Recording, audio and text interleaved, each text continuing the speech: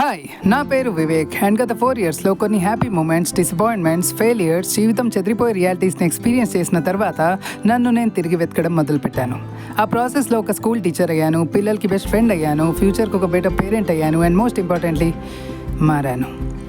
నన్ను నేను ప్రేమిస్తే కానీ ఎవరిని ప్రేమించలేనని గ్రహించాను. టైం తీసుకున్నాను, నన్ను నేను రివ్యూ చేసుకున్నాను.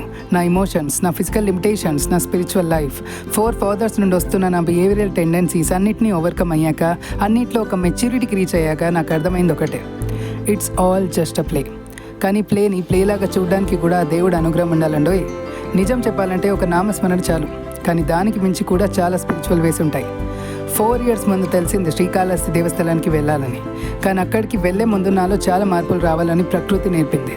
దేవుడితో నా కనెక్షన్ ఇంకా స్ట్రాంగ్ అవ్వాలని కాలం నేర్పింది. ఫైనల్గా 4 ఇయర్స్ తర్వాత నేను రెడీ అయ్యాను శ్రీకాళహస్తి దేవస్థలం వెళ్ళడానికి. ఫిజికల్గా, స్పిరిచువల్గా, ఇమోషనల్గా. ఇంట్లో నుండి స్టైల్గా రెడీ అయిపోయి స్టార్ట్ అయ్యాను. ఇంకా సికింద్రాబాద్ స్టేషన్ దగ్గర కన్స్ట్రక్షన్ నడుస్తుంది. ట్రైన్ ఎక్కా, తిరుపతి ఎక్స్ప్రెస్. ఈవినింగ్ 4కి ఎక్కేసి మార్నింగ్ 6కి దిగిన తర్వాత వెంటనే విష్ణు నివాస్కి వెళ్ళి ఫ్రెష్ అయిపోయి స్టార్ట్ అయ్యాం. ఇంకా తిరుపతి నుండి 40 to 50 కిలోమీటర్స్ అంట శ్రీకాళహస్తి. బస్ స్టాప్కి వెళ్ళి బస్ ఎక్కాం. వెళ్తున్న దారిలో మనసులు దేవుడి నామస్మరణ చేసుకుంటూ వెళ్ళాలి. చాలా బాగుంటుంది. మీరు అది ఫోర్స్ చేయకూడదు, అది మీకు నచ్చాలి. అప్పుడే మీరు ఆ ఫీలింగ్ని ఎక్స్పీరియన్స్ అవ్వగలరు. పైవారితో మీ కనెక్షన్ని ఫీల్ అవ్వగలరు. కొత్త ప్లేస్లో కొత్త వైఫ్ చాలా బాగుంది. ఫైనల్గా వచ్చేసా శ్రీకాళహస్తి టెంపుల్ దగ్గర. ఇక్కడ నుండి బై వాక్ వెళ్ళాలి. ఎంతైనా న్యూ ప్లేస్ విజిట్ చేస్తే భలే ఉంటుంది కదా. అందులో 4 ఇయర్స్ నుండి అనుకున్న ప్లేస్ని విజిట్ చేస్తున్న ప్రాసెస్లో కూడా మీరు చాలా మంచి ఎక్స్పీరియన్సెస్ని చూస్తారు. అవి ఎక్స్ప్లెయిన్ చేయలేం, అవి చెప్పలేం. అది మీకు ఆ పైవారికి ఉన్న కనెక్షన్, అదంతే. గుడిలో ఫోన్స్ అలౌడ్ లేవు కాబట్టి లోపల నా ఎక్స్పీరియన్స్ ఇంకా బాగా జరిగింది.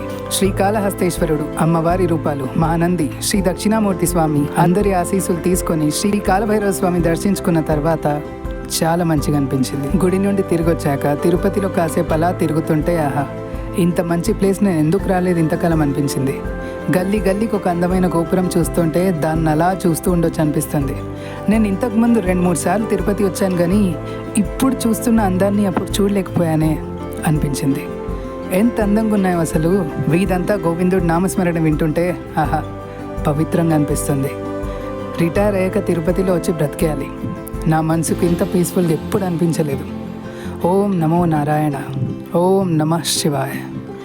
నన్ను ఈ స్టేజ్ ఆఫ్ లైఫ్కి తెచ్చిన ప్రతి సిచ్యువేషన్కి, మనిషికి, ఈ ప్రకృతికి, నా స్వామివారికి, బాబా కాలభైరవ స్వామికి నా ధన్యవాదములు తెలియజేస్తూ ఈ వ్లాగ్ సమాప్తం.